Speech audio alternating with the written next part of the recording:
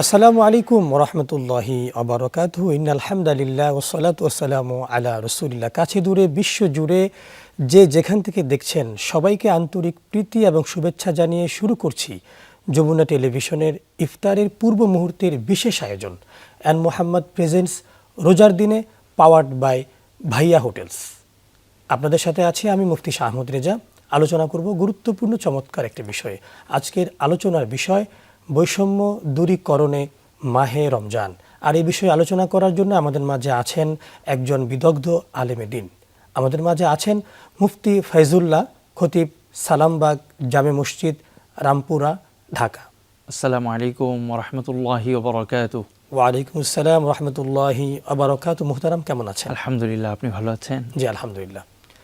প্রিয় দর্শক, আমরা শুনব বৈষম্য দূরীকরণে মাহে রমজান। আমরা জানি আমাদের বর্তমান সমাজে ধনী এবং গরিবের মধ্যে প্রচণ্ড বৈষম্য বিদ্যমান। প্রত্যেকটা জায়গায় বৈষম্য চলছে। এই বৈষম্য দূরীকরণে মাহে রমজানের ভূমিকা নিয়ে আমরা আলোচনা করব। যে মোহতারাম, এই যে বৈষম্য চলছে, প্রত্যেকটা জায়গায় বৈষম্য, এই বৈষম্য দূরী করার জন্য ইসলাম কি বলে? আলহামদুলিল্লাহ ওয়াসসালাতু ওয়াসসালামু আলা রাসূলিল্লাহ ওয়া বা'দ। মুহতারাম, এই বৈষম্যের বিরোধী আন্দোলন আজকে দেশের মানুষের মুখে মুখে। তো আমরা এটা সবাই জানি যে ইসলাম হলো সাম্যের ধর্ম। ইসলাম কোনো কিছুতেই বৈষম্যকে অ্যালাউ করে না, অনুমোদন দেয় না। সর্ব জায়গায় ইসলাম সাম্যকে, সমতা, সমান অধিকারকে ইসলাম প্রতিষ্ঠা করেছে। এজন্য আমরা দেখতে পাই যে ইসলামের মৌলিক যে শিক্ষাগুলো, সেগুলোর মধ্যে একটা রয়েছে যে সাম্য, সকলের মধ্যে সমান অধিকার, আইনের চোখে সবাই সমান। নবী করিম সাল্লাল্লাহু আলাইহি ওয়াসাল্লাম হাদিসে ইরশাদ করেছেন, লাইসা লি আরাবিয়্যিন আলা আজমিয়্যিন ওয়ালা লি আহমার আলা আসওয়াদা ফাজলুন ইল্লা বিত্তাকওয়া। যে একজন কৃষ্ণাঙ্গের উপর শ্বেতাঙ্গের কিংবা একজন অনারবের উপরে আরবের পৃথক কোনো বৈশিষ্ট্য নেই, শ্রেষ্ঠত্ব নেই। শ্রেষ্ঠত্ব নির্ণীত হবে ইসলামে একমাত্র তাকওয়ার ভিত্তিতে। কার আমল কত ভালো, কার নীতি নৈতিকতা কত সুন্দর, এর ভিত্তিতে আল্লাহ তাআলা তাকে শ্রেষ্ঠত্ব এবং মর্যাদা দেবেন। বংশগৌরব, অর্থবিত্ত কিংবা ক্ষমতা কিংবা কারো কোনো দিকের কোনো পাওয়ার, কোনো পদ পজিশন ইত্যাদির ভিত্তিতে আল্লাহ পাকের কাছে কোনো সম্মান মর্যাদা নির্ণীত হয় না। কোরআনুল কারীমে আল্লাহ তাআলা ঠিক এই কথাটাই বলেছেন, ইন্না খালাকনাকুম মিন যাকারিন ওয়া উনসা ওয়া জাআলনাকুম শুউবান ওয়া কাবাইলা লিতাআরাফু ইন্না আকরামাকুম ইনদাল্লাহি আতকাকুম। যে আমি তোমাদেরকে নারী পুরুষে এবং গোত্রে গোত্রে ভিন্ন দেশে দেশে আমি তোমাদের ভিন্ন ভিন্ন ভাষায় সৃষ্টি করেছি। তোমাদের এই ভিন্নতা এটা কেবলই তোমাদের পরিচয় নির্ণয় করার জন্য, কিন্তু মানুষের একের উপর আরেকজনের কোনো শ্রেষ্ঠত্ব নেই একমাত্র তাকওয়া ছাড়া। অর্থাৎ যার কর্ম যত ভালো হবে আল্লাহ পাকের কাছে তার মর্যাদা তত বেশি হবে। এই জন্য আমরা দেখতে পাই যে ইসলামের প্রতিটা আমলের মধ্যে, বিধানের মধ্যে এই সাম্যের ব্যাপারটি কিন্তু রিফ্লেকশন হয়েছে, প্রতিফলিত হয়েছে। আমরা যদি নামাজের মধ্যে তাকাই তাহলে দেখব যে এখানে নামাজের কাতারের মধ্যে এমন কোনো বৈষম্য করা হয়নি যে প্রেসিডেন্ট দাঁড়াবে এক কাতারে আর প্রজারা দাঁড়াবে আরেক কাতারে। এমন কোনো ব্যবস্থা নামাজের মধ্যে নেই। প্রেসিডেন্ট থেকে শুরু করে আমির, গরিব, ধনী, দরিদ্র এবং সমাজের শাসক, শোষিত সকলকে এক কাতারে কাঁধে কাঁধ মিলিয়ে দাঁড়ানোর কথা ইসলাম বলেছে। এখানে ইসলাম সম্পূর্ণরূপে বৈষম্যকে দূর করে দিয়েছে। যেমন তারাবির নামাজ যদি আপনি বলেন যে আমরা এই বৈষম্যটা দূর করতে হলে তারাবির নামাজ আমাদেরকে কিভাবে শিক্ষা দেয়? তারাবির নামাজও ঠিক একইভাবে সালাতুল জামা যেগুলো আছে ফরজ নামাজের একই রকম। এখানে এমন কোনো বিধান নেই যে তারাবির সালাতে যখন রাষ্ট্রপতি আসবে তখন তাকে সামনের কাতারে দিতে হবে, বা সমাজের সমাজপতি একজন আসবে, একজন বাড়িওয়ালা আসবে, বা কমিটির উচ্চপদস্থ কর্মকর্তা একজন আসবে, তাকে সামনের কাতারে দিয়ে দিতে হবে, এমন কোনো বিধান কিন্তু ইসলামে নেই। ইসলামে যে সামনে আগে আসবে সেই সর্বপ্রথম দাঁড়াবে, তারপর যে আসবে সে পিছনে দাঁড়াবে। এটাই হলো ইসলামের নীতি। একটা জুমার নামাজে আল্লাহ রাসূল সাল্লাল্লাহু আলাইহি ওয়াসাল্লাম একজন সাহাবী ঘাড় মারিয়ে সামনে আসতেছিলেন, আল্লাহ রাসূল তাকে থামিয়ে দিয়ে তার জায়গাতে তাকে বসিয়ে দিলেন। জি জি, নবী করিম সাল্লাল্লাহু আলাইহি ওয়াসাল্লাম বলেছেন, ফাকাত আযাইতা ইজলিস। এক ব্যক্তি আসছিল রিকাব ইয়াউমুল জুমা, জুমার দিন মানুষের ঘাট ডিঙ্গিয়ে যাওয়া, এটা অত্যন্ত নিন্দনীয় একটা কাজ। নবীজি এমনটি দেখেছিলেন এবং তাকে বলেছিলেন যে ইজলিস, তুমি বসো। ফাকাত আযাইতা, তুমি মানুষকে কষ্ট দিয়েছো, আর মানুষকে কষ্ট দেওয়া এটা তো হারাম। কোরআনুল কারীমে নিষেধ করা হয়েছে, ইন্নাল্লাযীনা ইউযুনাল মুমিনিনা ওয়াল মুমিনাত বিগাইরি মাকতাসাবু ফাকাদ ইহতামালু বুহতানা ওয়া ইসমান মুবিনা। যারা মুমিন নরনারীদেরকে কোনো কারণ ছাড়া কষ্ট দেয় তারা এক সুস্পষ্ট গুনাহের অধিকারী হয়। এজন্য তারাবির সালাতের মধ্যেও এমন আলাদা কোনো ব্যবস্থা নেই যে সমাজে একজন ধনী ব্যক্তি আসলে তাকে আলাদা দেওয়া হবে, কিংবা সমাজের একজন ক্ষমতাধর ব্যক্তি আসলে তার জন্য বিশেষ কোনো ব্যবস্থা দেওয়া হবে, এমন কিছু নেই। কোরআন তেলাওয়াত করবে, আল্লাহকে সিজদা করবে, মসজিদে ঢোকার পরে প্রত্যেকে আল্লাহর গোলাম, আল্লাহর বান্দা হয়ে ঢুকবে, এবং হাদিসে বলা হয়েছে যে প্রত্যেকে তার কাঁধকে নিচু করে নেবে, বিনম্র হবে, প্রত্যেকে অন্যের প্রতি সহানুভূতিশীল হয়ে সালাত আদায় করবে। সালাত মানুষকে বিনয়ী করে, মানুষকে নম্র করে, মানুষের ভিতরে ভালো গুণগুলোর সৃষ্টি করে। এজন্য সালাত যেন কখনো আমাদেরকে অহংকারী হয়ে ওঠার এই সুযোগ করে না দেয়। আমরা এই বৈষম্যগুলো কখনো সালাতের মধ্যে করব না। তো আমরা যদি রমজানের মধ্যে আসি, রমজান আমাদেরকে কিভাবে বৈষম্য দূরকরণে শিক্ষা দেয় বা দূরকরণে কি কি ভূমিকা রাখে, তাহলে আমরা দেখব যে রমজানের পরতে পরতে এই শিক্ষাগুলো রয়েছে। আমাদের সালাফ বলেছেন যে ইন্নামা শুরিয়া সিয়াম লিয়াযুকাল গানিয়ু তু'মাল জু' ফালা ইয়ানসাল জায়া, যে আল্লাহ তাআলা রমজানুল মুবারক দিয়েছেনই এই বৈষম্যকে দূর করার জন্য। ধনী গরিবের এই বৈষম্য যাতে সমাজ থেকে দূর হয়ে যায়। কিভাবে? যে একজন ধনী ব্যক্তি সে যখন রোজা রাখবে তখন তার সকাল থেকে নিয়ে সুবহ সাদিক থেকে নিয়ে সন্ধ্যা পর্যন্ত তার ক্ষুধায় থাকার কারণে তার যে ক্ষুধার তাড়নাটা অনুভব হবে, এই অনুভবের মধ্য দিয়ে সে ক্ষুধার যে তাড়না এটা কিছুটা হলে সে অনুভব করবে, এবং এর ভিত্তিতে সে গরিবকে, যে ক্ষুধার্ত সমাজে, তাকে আর ভুলবে না, তার উপর সে সহানুভূতি প্রদর্শন করবে। জি জি, চমৎকার বলছেন মোহতারাম। সময় হয়েছে একটু বিরতি নেবার। প্রিয় দর্শক, আপনারা দেখছেন আপনাদের প্রিয় অনুষ্ঠান যমুনা টেলিভিশনের ইফতারের পূর্ব মুহূর্তের বিশেষ আয়োজন অ্যান্ড মোহাম্মদ প্রেজেন্টস রোজার দিনে, পাওয়ার্ড বাই ভাইয়া হোটেলস। সময় হলো বিরতি নেবার, ফিরছি বিরতির পর।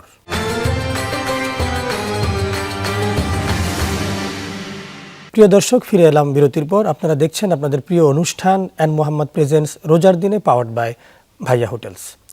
মোহতারাম, আপনি বলছিলেন বিরতির আগে যে কোনো রোজদার ব্যক্তিকে যদি ইফতারি করানো হয় তার সমান সওয়াব সে পায়, এবং এক গ্লাস পানি বা একটি খেজুর হলেও তাকে যেন ইফতার করানো হয়। কিন্তু আমরা আমাদের সমাজে বৈষম্য দেখতে পাই যে আমাদের ধনী যারা মানুষগণ আছেন উঁচু সমাজের, তাদের ইফতারের আইটেম, অনেক আইটেম তারা খায়, হাজার হাজার টাকা খরচ করে, কিন্তু একজন গরিব সে কেন এক গ্লাস পানি দিয়ে ইফতারি করবে? এই যে বৈষম্য, এই বৈষম্য দূর করার জন্য আমাদের কি করণীয়? এই বৈষম্য দূর করার জন্যই নবী করিম সাল্লাল্লাহু আলাইহি ওয়াসাল্লাম আমাদেরকে উদ্বুদ্ধ করেছেন অন্যকে ইফতারি করানোর জন্য।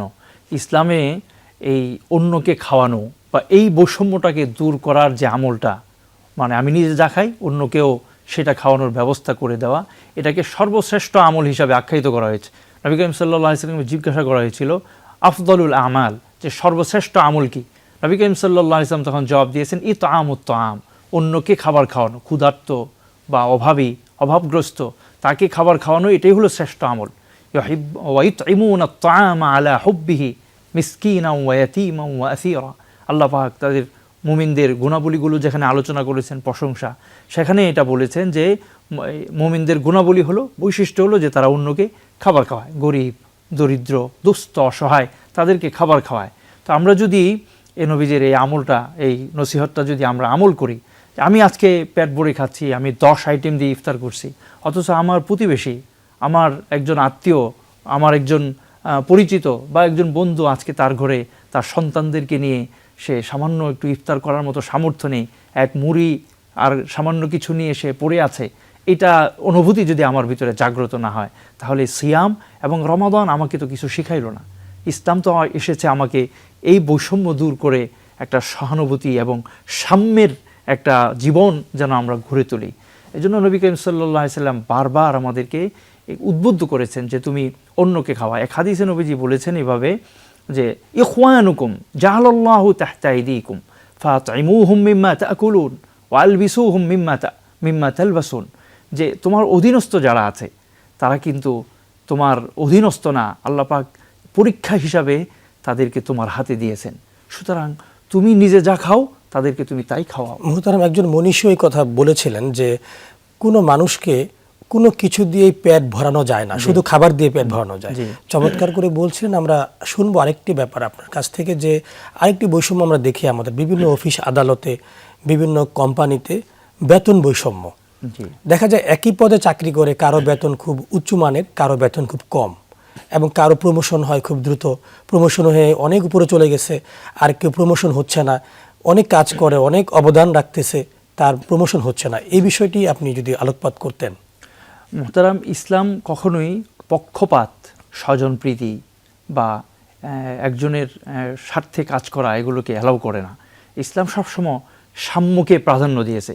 আপনি জানেন একটি ঘটনা যে নবী করিম সাল্লাল্লাহু আলাইহি ওয়াসাল্লামের জামানায় একবার একটা কুরাইশ সম্ভ্রান্ত বংশের একজন মহিলা চুরি করেছিল। তো তারা এটা ভেবেছিল যে আমাদের এই বংশের একজন ব্যক্তি চুরি করেছে, এটা যদি ধরা পড়ে এবং বিচার করা হয় তাহলে আমাদের বংশের একটা কলঙ্কের দাগ লেগে যাবে। তো তারা নানানভাবে নবীজিকে সুপারিশ করে এটা থেকে নবীজিকে বিরত রাখার জন্য তারা চেষ্টা করছে, কিন্তু কাকে দিয়ে সুপারিশ করাবে তারা সাহস পাচ্ছিল না। সর্বশেষ নবীজির যে একান্ত পিএস ছিল, নবীজির খাদেম উসামা ইবনে যায়েদ, তার মাধ্যমে এই সুপারিশটা করালো। নবী করিম সাল্লাল্লাহু আলাইহি ওয়াসাল্লাম তখন খুব রাগান্বিত হলেন যে তোমরা এটা কেমন একটা আচরণ নিয়ে আমার কাছে এসেছো। তোমরা কি জানো তোমাদের অতীতে পূর্বের যারা ছিল তারা যখন সম্ভ্রান্ত বংশের লোকেরা অপরাধ করত তারা তাকে ছেড়ে দিত, আর যখন নিম্ন শ্রেণীর লোকেরা অপরাধ করত তার উপরে শাস্তি প্রয়োগ করত। নবীজি তখন দীপ্ত কণ্ঠে একটি কথা বলেছিলেন যে ওয়াল্লাহি লাউ আন্না ফাতিমাতা বিনতু মুহাম্মাদিন সারাকাত লাকাতাতু ইয়াদাহা, যে ইসলাম তো আমাদেরকে এমন একটা সাম্য শিখিয়েছে, যদি মুহাম্মদ সাল্লাল্লাহু আলাইহি সাল্লামের কন্যা ফাতেমাও যদি চুরি করতো আমি তার হাত কেটে দিতাম। কিন্তু ফাতেমা রাদিয়াল্লাহু আনহা কখনোই কাজ করবেন না।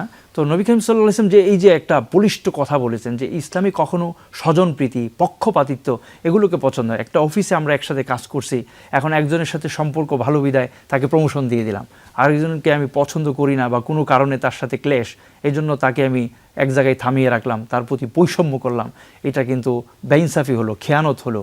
আল্লাহ রাব্বুল আলামিনের জন্য আমাকে জিজ্ঞাসা করবেন, জবাব দিতে হবে।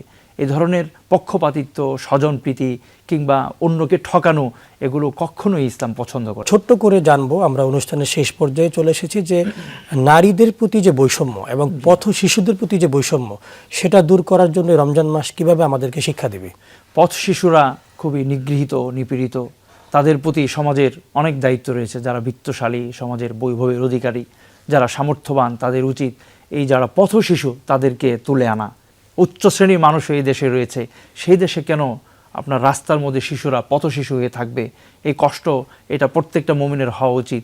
এদেশে একটা শিশুও যেন পথে না থাকে, রাস্তায় পড়ে না থাকে, তাকে তুলে এনে উচ্চশিক্ষা তাকে দেওয়ার ব্যবস্থা করতে হবে। তাকে পোশাক এবং সুন্দর খাবার এবং তাকে আবাসস্থানের ব্যবস্থা সরকার করতে হবে। সরকারেরও দায়িত্ব রয়েছে এবং সমাজের যারা উচ্চ শ্রেণী রয়েছে তাদেরও দায়িত্ব রয়েছে। নারীদেরকে আল্লাহ তাআলা শ্রেষ্ঠত্ব দিয়েছেন, তাদেরকে মায়ের জাতি বানিয়েছেন, সম্মানের জাতি। আল্লাহ তাআলা নারীদেরকে সমান অধিকার দেননি, সব জায়গায় অগ্রাধিকার দিয়েছেন, বেশি দিয়েছেন। এই জন্য তাদের প্রতি বৈষম্য করা, তাদেরকে খাটানো, কাজ করানো, তাদেরকে দিয়ে চাপ সৃষ্টি করে কোনো কিছু করানো, এটা কখনোই গৃহকর্তা। জাযাকাল্লাহ মুহতারাম, আপনি চমৎকার করে বলছিলেন। আমরা অনুষ্ঠানের একেবারে শেষ পর্যায়ে চলে এসেছি। প্রিয় দর্শক, আপনারা দেখছিলেন আপনাদের প্রিয় অনুষ্ঠান যমুনা টেলিভিশনের ইফতারের পূর্ব মুহূর্তের প্রিয় অনুষ্ঠান এন মোহাম্মদ প্রেজেন্টস রোজার দিনে পাওয়ার্ড বাই ভাইয়া হোটেলস। আমরা অনুষ্ঠানের একেবারে শেষ পর্যায়ে, আগামী অনুষ্ঠান একই সময়ে দেখার আমন্ত্রণ জানিয়ে আজকের মতো এখানে শেষ করছি। আসসালামু আলাইকুম ওয়া রাহমাতুল্লাহি ওয়া বারাকাতুহু।